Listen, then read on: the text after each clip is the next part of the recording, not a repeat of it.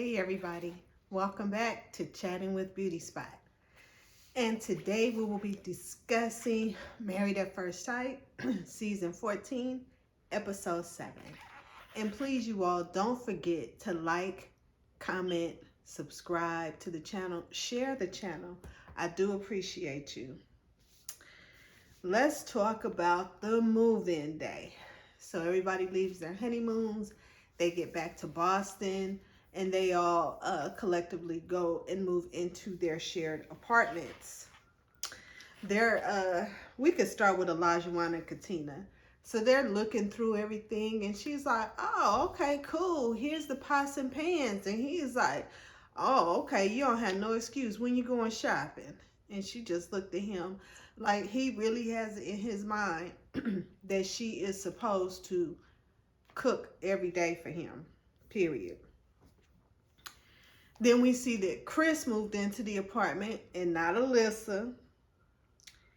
And then we go to Michael and Jasmina. She's letting him know that she needs to find a new daycare for her dog. And so she's going to be leaving for a couple of days to get that taken care of. Michael ain't trusting it. He's like, if you moving for a couple of days, that's not really conducive to our relationship. And she's like, no, it has nothing to do with that. I really am moving to go get this taken care of. I don't believe it. You can find a new doggy daycare at the new apartment. You don't have to go back to your house to do that. We go to Noi and Steve. Noi is telling Steve about her dog and that the dog sleeps next to her, like on the pillow.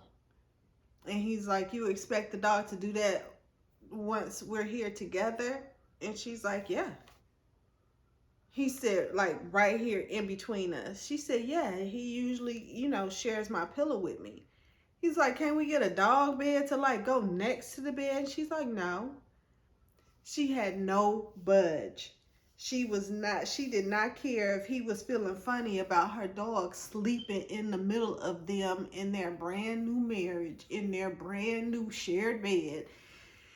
He was not tripping. He don't even know if he'll get along with the dog. But you want the dog to sleep right next to my face? Man, I'm good. Yeah, she would not be feeling me. Because I'll be like, ain't no way in hell, dog. Ain't no way. Dog is not sleeping on the pillow next to me. And we go to Lindsay and Mark. They go get the stuff from Mark's place, and they have on these hazmat suits because remember, he has bed bugs at the house. And Lindsay is freaked out that they will bring a bed bug into their new place, because from what I understand, I've never dealt with bed bugs, but I understand they can infest the whole building if you don't get rid of them right. But she is going in and she's throwing stuff away, and she's not handling his items the way that he would like. And he's trying to keep a cool face with her, but homeboy was frustrated. He was frustrated as hell. So, Olajuwon takes Katina over to his real house, so he can pack up some items to bring to the new place. And he's taking her around. He's very proud of his home.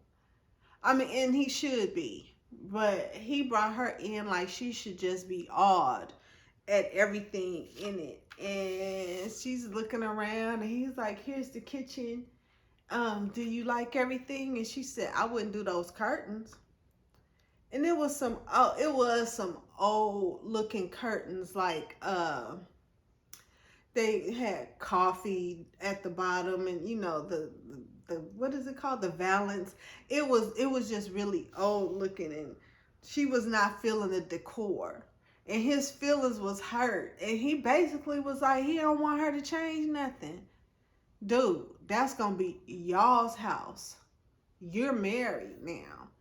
And if you want her to cook in that kitchen with that old decor, like you 65 years old, And she's like, no, it needs to be younger. It needs to be brighter. I don't want to be up in that kitchen cooking. And I feel it. Um, Steve takes Noy to his home, and homeboy has those LED lights all over every room except like the bathroom and the kitchen. And she's like, he is addicted to these LED lights. I don't know what's going on with him or whatever. So they go over. Jasmina goes to see Michael's place. And his room is put together. You know, it's very neat, very sparse. It's not a lot of stuff in there. Now, the living room kitchen area is a little more junky. Oh, wait. Let me back up. When they initially go to their apartment, and she said she wanted to leave for a few days, they had a discussion. And she had asked him, you know, she was telling him that she had a male roommate before, but she's never lived with a significant other. And she asked him if he has, and he said no. So now let's fast forward to when she goes over to his place. And she's looking at some of the stuff, and she's like, your roommate, is it female? And he's like, uh-huh. And she basically like, dude, I asked you if you ever lived with a female before, and you said no. She wouldn't have known until the girl had came out the bathroom and went into her room. That's when she figured out he had a female roommate. And I would have been pissed too, because it's like, she let you know, like, I have a male roommate. She has introduced you to her male roommate. And you just like, nah, I ain't never lived with a woman before. You could have just said, I've never lived with a significant other before, but I have a female roommate. She was not feeling that. That she didn't feel the fact that he didn't say anything to her. Then it skips back to Mark and Lindsay.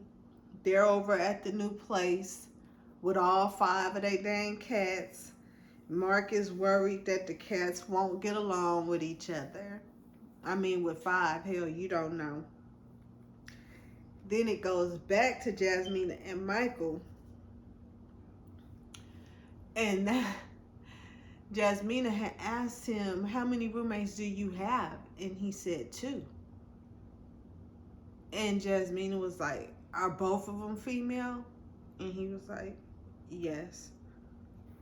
And she gets pissed, understandably, because he didn't say nothing. And he had an opening to say something when she told him that she had a male roommate. He could have said, oh, I have 2 female roommates. She wouldn't have tripped. And she told him, I wouldn't even tripped off of that. But it's the fact that you ain't say nothing. And I got to come over here and see the chick walking out the bathroom to go into her room. So then it goes back to Mark and Lindsay. And Lindsay is saying that Mark is not doing good. It's a whole bunch of stuff going on. Right now, his grandma is really ill. She's down to like 80 pounds, and it's not doing good for him. And his landlord's still tripping out. And she said Mark just is not doing well, and he's hella stressed. And he's just not acting right. Then we're going to skip to Alyssa and Chris. They each end up going to have dinner or getting together with their family or their friends. Alyssa meets with her mom. And Alyssa is telling her, you know, like, he's not what I was expecting. And even her mom said, I was expecting a cowboy, which is what Alyssa wanted.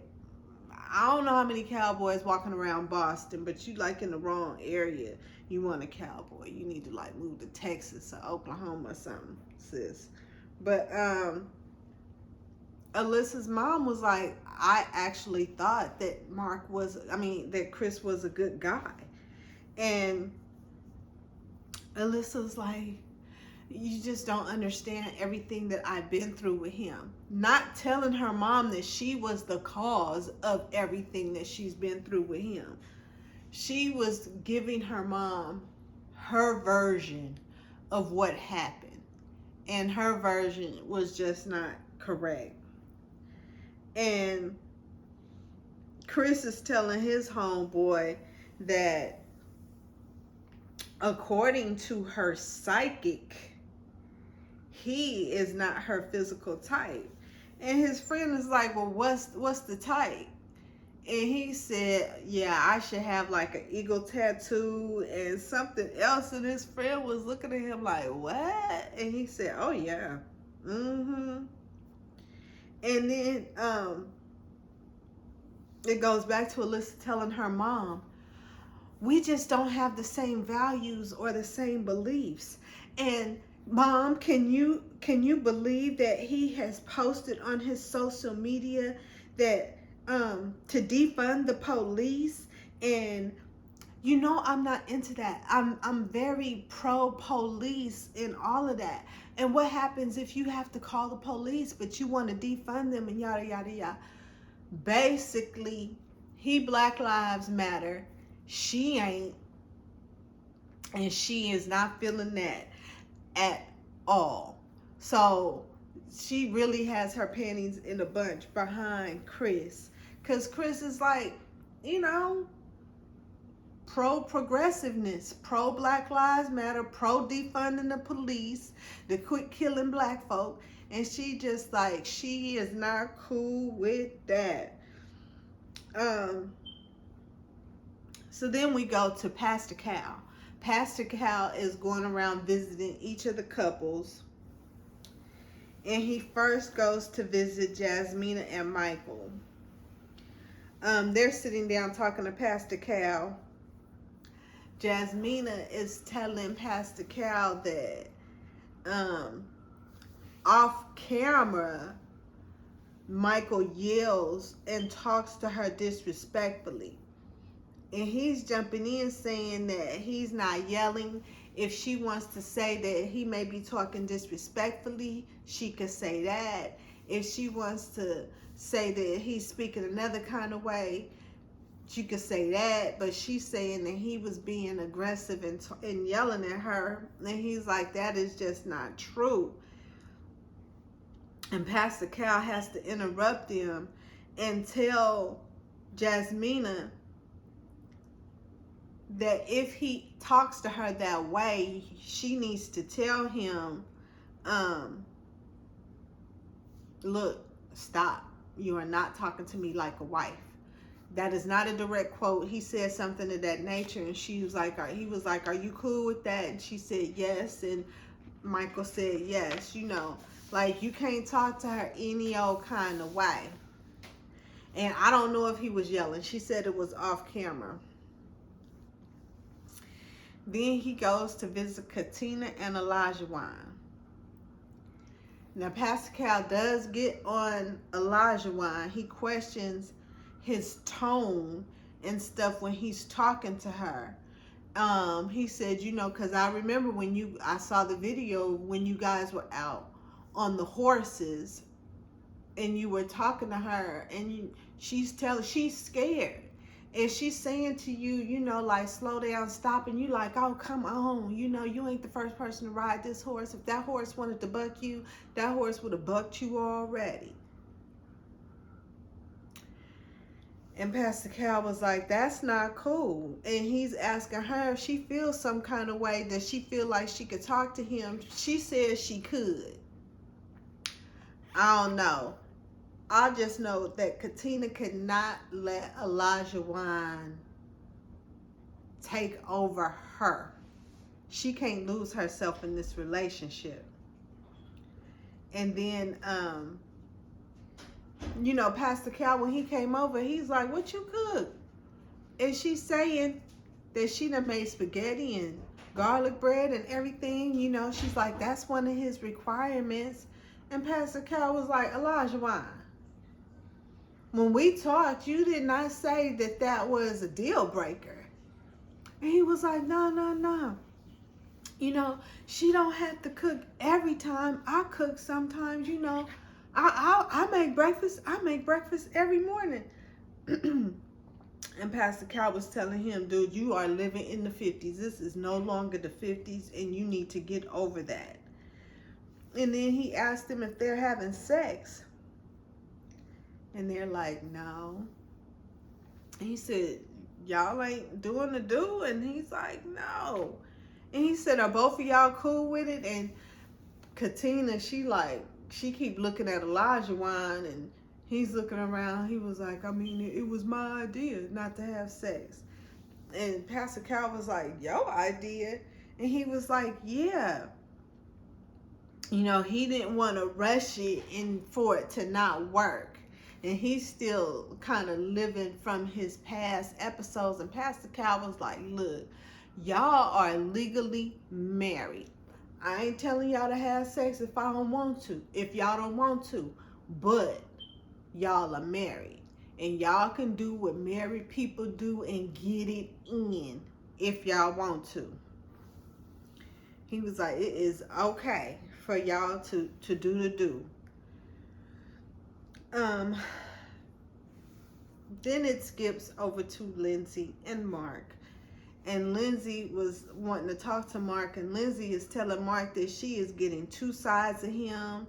And he's like, what are you talking about? And she's like, I get this one side of you and then this other side of you and yada, yada, yada. And he's not understanding where she's coming from, and she's getting pissed talking about, I just need Pastor Cal, and you need to give me a moment.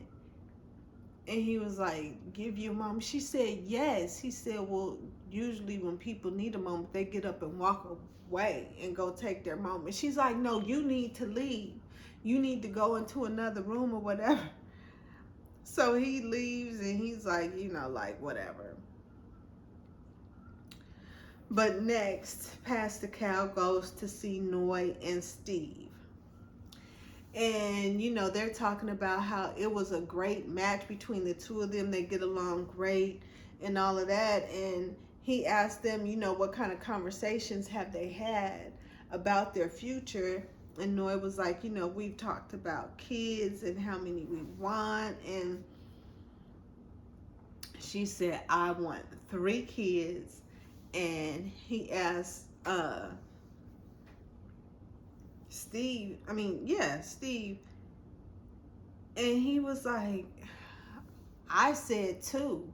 And then we can see how that's working for us, because we don't know. What if we have a special needs child that needs more attention, than, you know, needs more attention and more money? And, you know, it's like, if all goes well, then that would be fine. But you have to see what happens once you have those 2. And Pastor Cal was like asking Noy if she agrees with that. And she's like, no, I want 3 kids. And he was like, why? She said, because everybody in my family has had 3 kids and it's working great for them. And he's like, but do you see his point of view? Like, what if you have 2? And one of them is special needs? Or what if it's hard for you to get pregnant? Or what if you can't get pregnant? Have you thought of those things? And she's like, no. But she, again, is showing that she just is not willing to compromise on a bunch of stuff. Like, you just gonna make this man have 3 kids no matter what.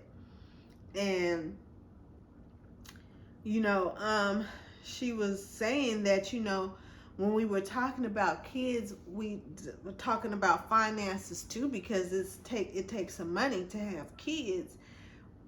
And with his situation, it makes her nervous, because he does not have a full-time go-to everyday job.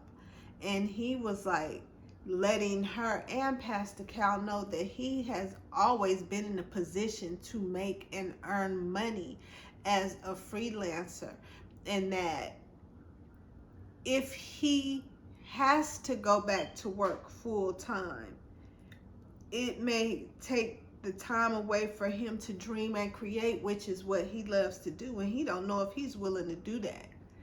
But Noy's background of her living in a refugee camp and her family growing up poor, she said at one point she only had 2 shirts.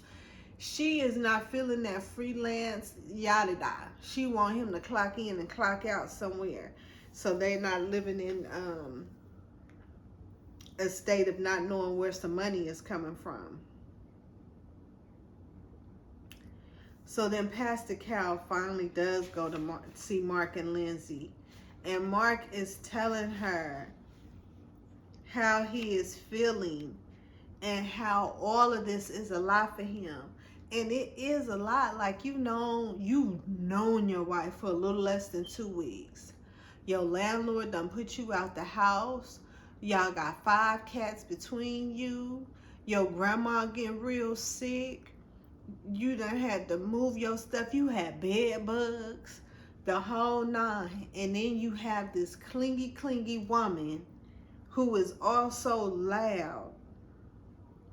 And he had never really wanted to express himself because her personality is so big that he was kind of nervous about what she would say.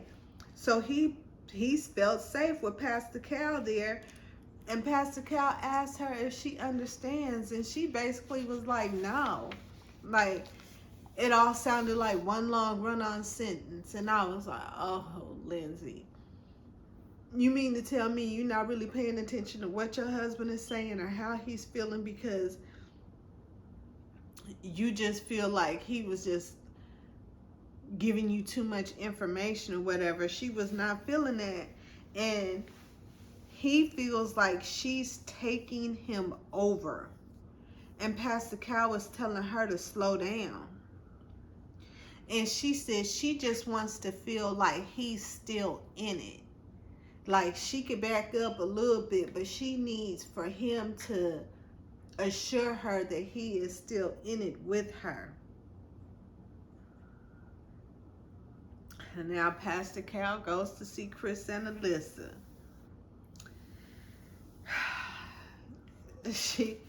They sitting there and they're talking. And now she can't get up and run because it's Pastor Cal now, right?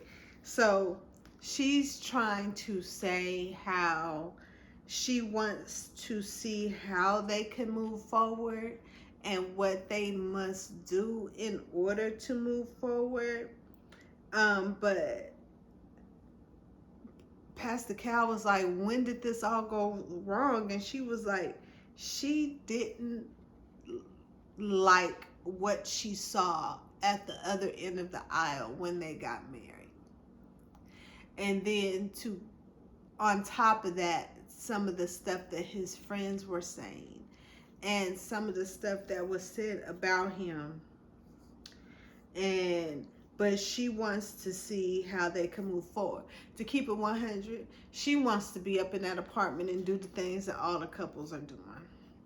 That's all. She don't give a damn about Steve. She don't. And when Pastor Cal asked him how he's feeling, he said, so, this is my decision day. Because he's fed up and he tired. And Chris says, so Pastor Cal was like, so are you saying you want a divorce? And Chris was like, I want a divorce. She had the nerve to cry. She had the absolute nerve to cry. This whole beginning of the season been about Alyssa and Chris. And now that Chris said he don't want it no more, you had the nerve to cry because now you came over there talking about you want to figure it out. Hell to the nah. He is tired of being abused. Homeboy is rest to go. And hopefully, now I know contractually they still have to film. But they don't have to film together and they do not have to be a couple. And I don't believe that she gets to go on all the trips and all that. That's probably why she was crying, because her whole run of this is over. And so, but with that being said, we are all proud of Chris. We are glad that he told her to step the hell on, because it's been about time for that. And with that said, we are ready for next week to see how everything is going to go down after this. And again, you all don't forget to like, comment, and subscribe. Share the video, and we shall see you all next week. Peace.